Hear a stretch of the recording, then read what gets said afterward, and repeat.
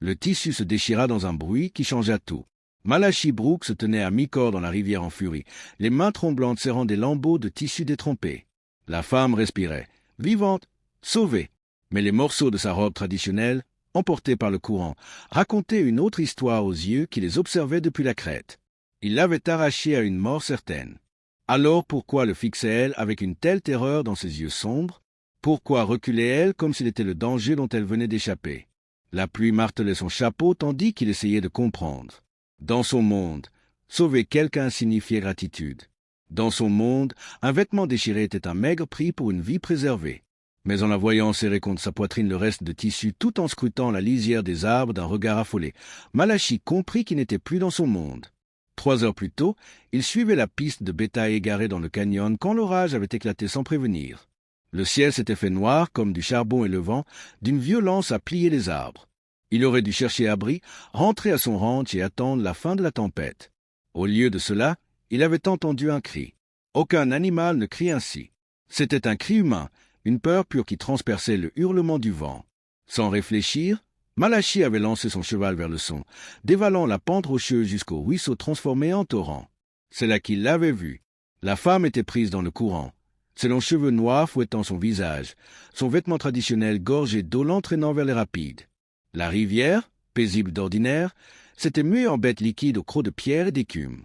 Malachi n'avait pas hésité. Il avait plongé, le froid le frappant comme un coup. Le courant l'avait aussitôt saisi, cherchant à l'emporter avec la même force implacable qui retenait la femme. Mais ses années de travail de ranch lui avaient donné la force nécessaire. Il l'atteignit au moment où ses forces l'abandonnaient. Leurs regards se croisèrent une seconde, et il eut une peur qui l'entrait.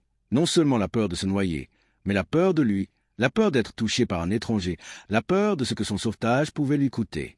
Pas le temps d'y songer, les rapides approchaient. Il la saisit par la taille, sentant le tissu se tendre dans son poing. En l'entraînant vers la rive, il entendit l'étoffe céder dans un craquement sec, mêlé au souffle brusque de la jeune femme. Mais ils étaient vivants, et c'était tout ce qui comptait.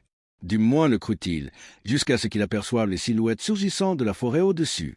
Les pires malentendus naissent parfois des meilleures intentions.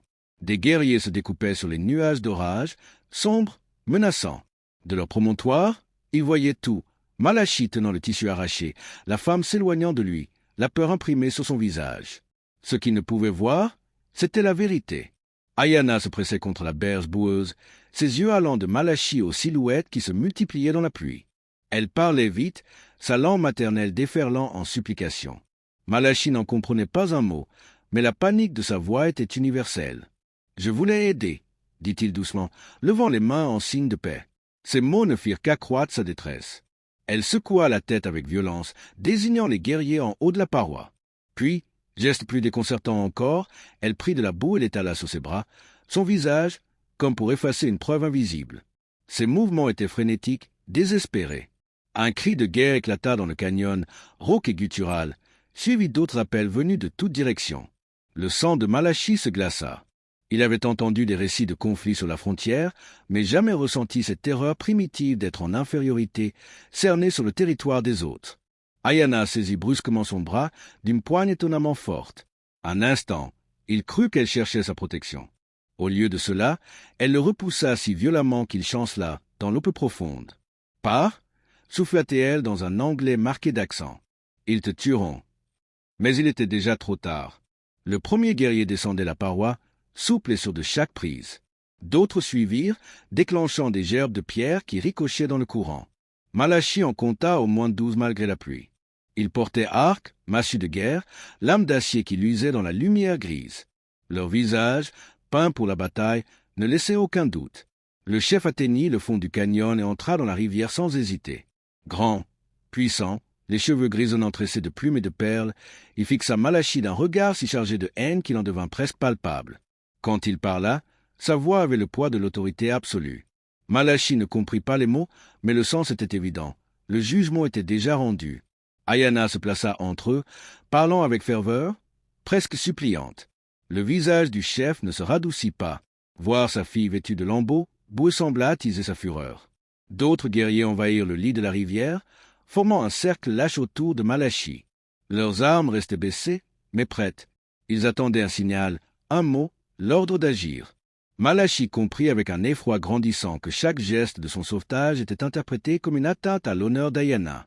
Chaque déchirure de sa robe, chaque tache de boue, chaque trace de lutte servait de preuve contre lui. Et la pièce la plus accablante demeurait dans ses mains, les fragments sacrés de son vêtement, flottant comme des accusations dans l'eau agitée. Le chef leva sa massue, et Malachi sut que son temps d'explication était écoulé. La vérité peut être plus dangereuse que le mensonge quand personne ne veut l'entendre. La massue s'immobilisa net lorsqu'une nouvelle voix fondit la pluie. Grave, impérieuse, indiscutable. Le chef abaissa aussitôt son arme, mais son regard ne quitta pas Malachi. Une silhouette plus âgée apparut, avançant avec la lente dignité de ceux dont chaque pas commande le respect. Cet homme ne portait pas de peinture de guerre, mais les plumes dans ses cheveux grisonnants et les perles fines de son gilet de cuir révélaient une autorité incontestée. Le corps d'Ayana se raidit. Elle murmura un seul mot, à la fois révérence et crainte. « Père ?» Takakota balaya la scène de ses yeux sombres, sans rien omettre. Il vit les vêtements déchirés de sa fille, la peur sur son visage, l'homme blanc debout dans la rivière sacrée, tenant les fragments de sa robe. Il vit le cercle des guerriers prêts au sang et la tension qui crépitait comme l'éclair. Lorsqu'il parla, ce fut dans sa langue, mais son ton rendait toute traduction superflue. Il posait des questions et exigeait des réponses. Ayana répondit vite, la voix tremblante. Elle montra la rivière, Malachi, les morceaux de tissu flottant autour d'eux. Son père écouta sans l'interrompre, son expression s'assombrissant à chaque mot. Malachi vit le moment où le visage de Takakota se figea en un masque de colère contenue, territoire sans être repéré. Il saurait comment frapper vite et disparaître. Takakota fit rouler le bouton militaire dans sa paume, le métal luisant faiblement dans la lumière des torchers. Ses yeux se plissèrent, pas de doute qu'il comprenait l'ampleur de ce que cela signifiait. Les murmures montèrent parmi les guerriers, un frémissement d'indignation et de crainte à l'idée d'affronter non pas des bandits ordinaires, mais des hommes formés au combat. « Des déserteurs !» répéta-t-il enfin, sa voix grave résonnant dans le canyon. « Ils connaissent vos armes, vos routes, et trahissent même leur propre armée. » Il se tourna lentement vers Malachi, le jaugeant comme un homme pèse une arme dans sa main. « Tu dis connaître leur commandant. Tu dis qu'il n'enverrait pas ses hommes. » Malachi hocha la tête, la pluie dégoulinant sur son visage. Le colonel Matthews n'aurait jamais autorisé un acte pareil. Mais des soldats en fuite, ils sont dangereux, désespérés. Il prit une inspiration. Si vous me laissez vivre, je peux vous aider à les retrouver. Je connais les pistes qui mènent vers l'est, je sais où ils chercheront à se cacher. Le silence s'installa, épais, seulement troublé par le bruit du torrent. 200 guerriers, arcs bandés, attendaient la décision de leur chef. Takakota observa longuement Malachi, puis regarda sa fille. Ayana, debout au milieu de la pluie, soutenait le regard de son père avec une détermination farouche. Enfin, Takakota abaissa lentement sa main. Les arcs se détendirent, les torches crépitèrent plus fort comme si elles reprenaient souffle. « Tu as sauvé la vie de ma fille », déclara-t-il d'une voix qui portait au-delà du fracas de la rivière. « Et tu apportes des nouvelles qui peuvent sauver notre peuple d'un mal plus grand. Tu vivras, mais tu marcheras avec nous jusqu'à ce que ces hommes soient retrouvés. Si tu mens, aucune prière ne pourra te sauver. » Un murmure d'assentiment parcourut les rangs. Les guerriers s'écartèrent juste assez pour lui ouvrir un passage. Malachi sentit la tension qui pesait sur ses épaules se relâcher, remplacée par un autre poids, celui d'une alliance qu'il n'avait pas prévue. Ayana s'approcha, posant une main légère sur son bras. « Mon père t'accorde sa parole, » dit-elle doucement. « Tu n'es plus notre prisonnier, mais tu n'es pas encore notre ami. Montre-leur que ta parole vaut la tienne, et peut-être. » Elle s'interrompit, mais son regard acheva la phrase. Malachi hocha lentement la tête. La pluie, la rivière, le cercle des guerriers, tout paraissait suspendu dans un moment fragile entre guerre et paix. Il savait que la route à venir serait périlleuse. Mais il savait aussi qu'aujourd'hui, au cœur de ce canyon battu par l'orage, il avait gagné une chance, une seule, de prouver que la vérité pouvait l'emporter sur la peur. Tirer, et certains se perdent avant même que le premier coup ne soit lancé. Ils connaissaient le territoire, savaient planifier une attaque, fuir rapidement. Ils étaient aussi assez désespérés pour voler tout ce qui avait de la valeur, sacré ou non. Et surtout, s'ils étaient capturés, aucun drapeau officiel ne viendrait les protéger. Ayana fit un pas en avant, sa robe déchirée serrée contre elle comme une armure. Il y a autre chose. Quand ils se disputaient, j'ai entendu l'un d'eux parler d'un navire, d'atteindre la côte avant que quiconque puisse les suivre. Un navire, cela changeait tout. S'ils voulaient rejoindre la mer, ils ne comptaient pas se cacher dans la nature. Ils prévoyaient de disparaître, probablement vers la Californie ou le Mexique, là où la justice militaire ne pourrait pas facilement les rattraper. Mais cela signifiait aussi qu'ils devaient traverser des terres de colons pour atteindre l'océan, un territoire où Malachi avait des contacts, des amis, des gens qui lui devaient des faveurs après des années d'échanges honnêtes. « Je peux vous aider à les traquer », dit Malachi, les mots sortant avant même qu'ils prennent conscience de l'engagement. « Je connais les sentiers qu'ils devront emprunter pour rejoindre la côte. Je connais ceux qui tiennent les relais de ravitaillement, les passeurs de ferry, les aubergistes. S'ils tentent de fuir le territoire, je peux vous aider à les trouver. » Le silence qui suivit fut assourdissant. Takakota le dévisagea de ses yeux sombres et perçants, pesant l'offre et le risque. Autour d'eux, les guerriers attendaient la décision de leur chef, leurs armes toujours prêtes mais non plus pointées sur le cœur de Malachi. « Et pourquoi ferais-tu cela » demanda enfin Takakota. « Pourquoi risquer ta vie pour nous aider à reprendre ce qui a été volé à notre peuple ?» Malachi regarda Ayana, se souvenant de la peur dans ses yeux quand elle avait craint que les siens ne la croient pas, de son courage quand elle avait suivi les voleurs seuls, de sa voix désespérée lorsqu'elle avait tenté de le protéger contre les guerriers de son père. « Parce que ce qu'ils ont fait est mal, » dit-il simplement. « Parce que votre fille m'a sauvé la vie en disant la vérité alors qu'elle aurait pu se taire. Et parce que, parfois, faire ce qui est juste est la seule chose à faire. » Takakota resta silencieux un long moment, puis il se tourna vers ses guerriers et parla d'une voix rapide et autoritaire. Malachi ne comprit pas les mots, mais il en vit les faits. Les armes s'abaissèrent, les postures se relâchèrent. La menace immédiate s'éloigna.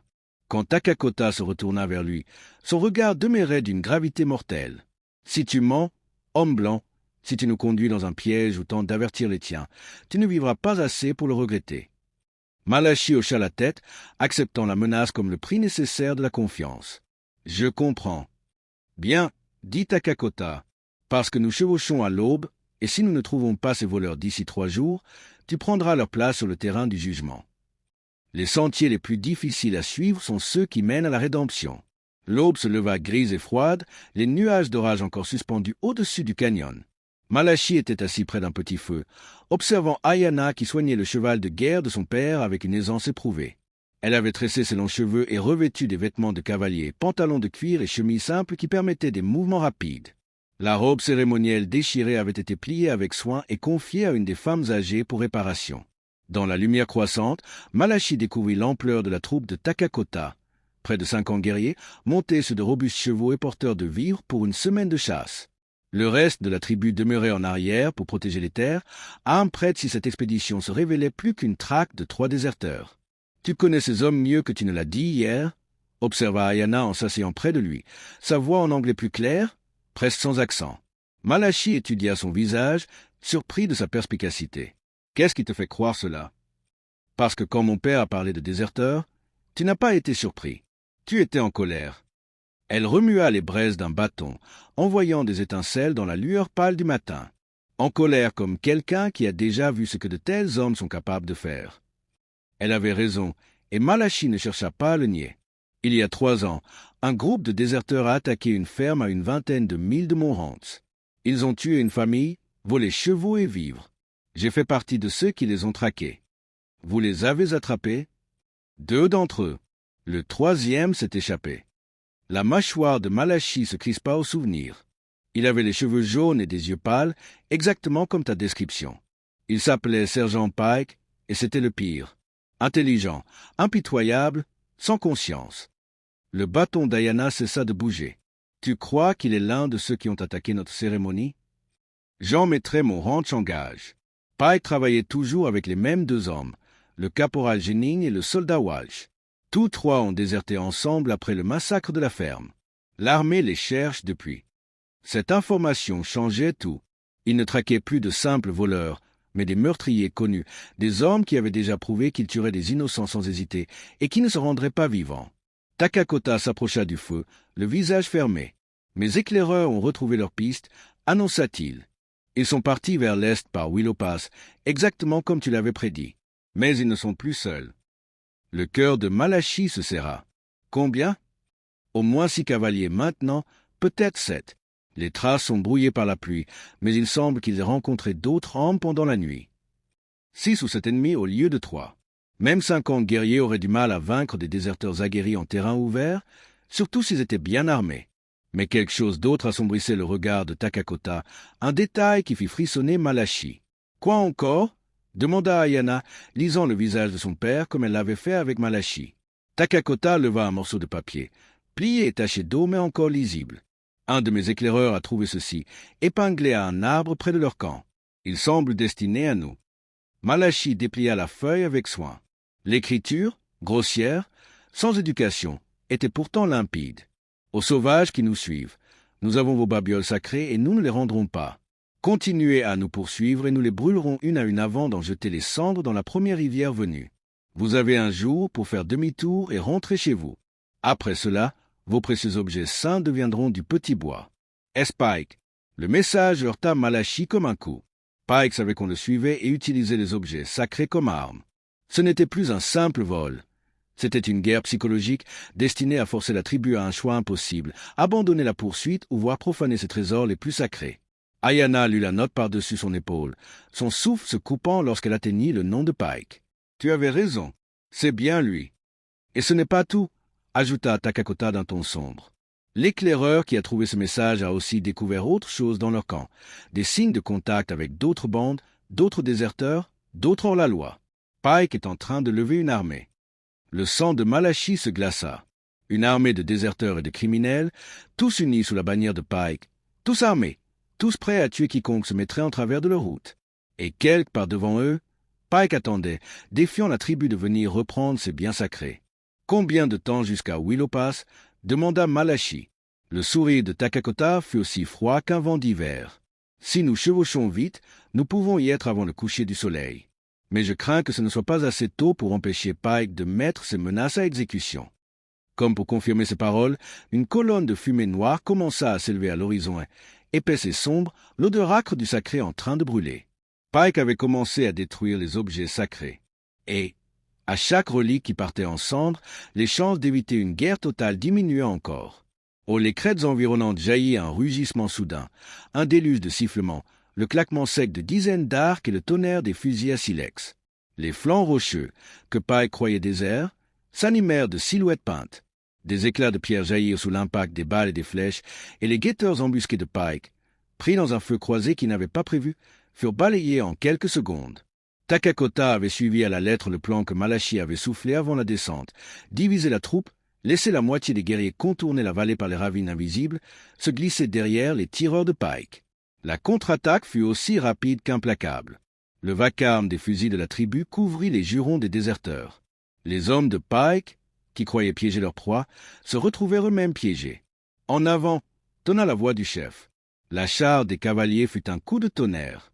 Les chevaux bondirent dans la vallée, arc et lance prêts, tandis que Malachi se jetait derrière un rocher, son fusil déjà épaulé. Il aperçut un éclat blond l'un des complices et tira. L'homme s'effondra, sa carabine encore levée. Autour de lui, les guerriers se mêlaient aux éclairs des tirs, avançant comme une marée irrésistible. Pike hurla des ordres, sa voix aiguë déchirant le tumulte.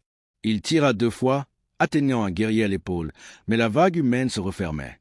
Il recula vers le feu, là où gisaient les paquets de cuir contenant les objets sacrés, ses yeux clairs étincelant d'une rage froide. Malachi se dressa et fonça, contournant les flammes. Pike pivota, arma de nouveau, mais une flèche siffla et emporta son chapeau. Takakota surgit à son tour, suivi de 3 de ses hommes. Le choc fut brutal. Coup de crosse, éclat de couteau, une lutte d'une férocité animale. Pike se battit comme un fauve, refusant de plier, mais l'étau se resserra. Ayana, rapide comme l'éclair, se jeta près du feu, récupérant l'un des sacs avant qu'une braise n'y mette le feu. Elle tira le précieux couvre-chef cérémoniel, les plumes encore intactes malgré la pluie, et l'éleva bien haut. Un cri de soulagement parcourut la vallée, le chant de victoire des guerriers emplit l'air. Pike tenta une dernière fois de se dégager, mais Malachi le plaqua au sol. Takakota posa la lame de son couteau sur la gorge du déserteur. « Rends-toi, ou ta dernière respiration sera cette pluie, » dit-il d'une voix qui n'admettait pas de réponse. Pike cessa de lutter.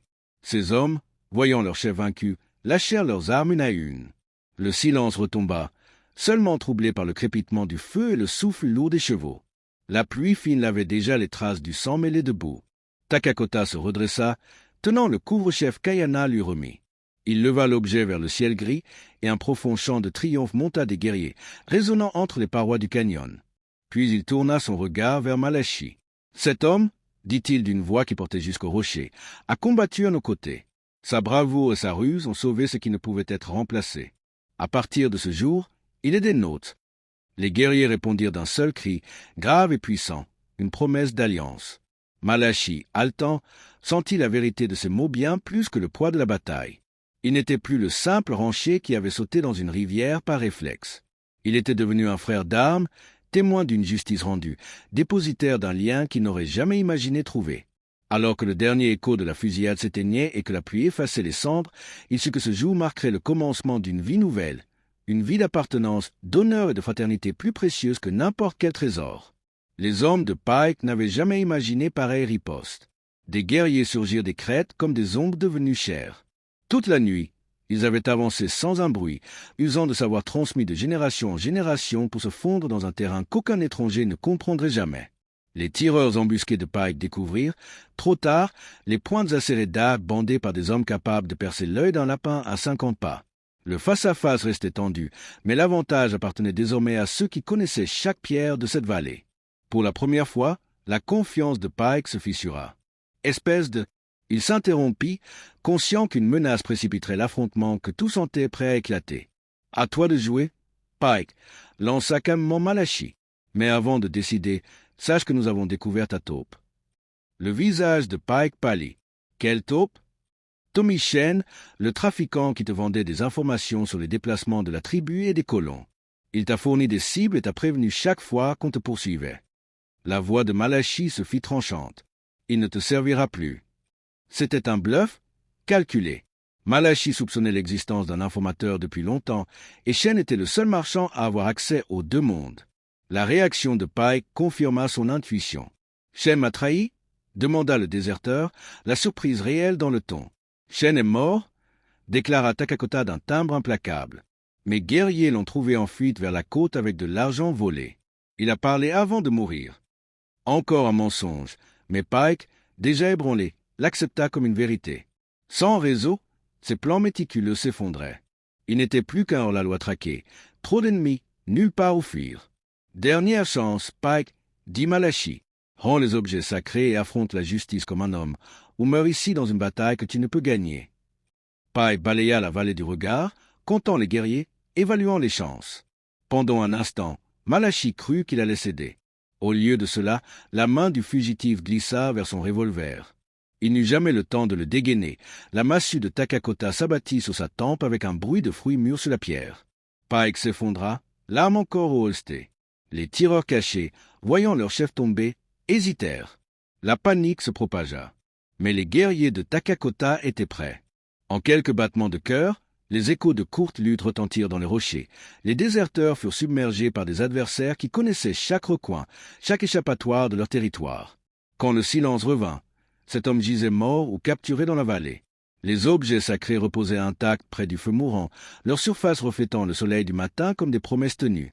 Takakota s'agenouilla près des sacs de cuir et vérifia le contenu.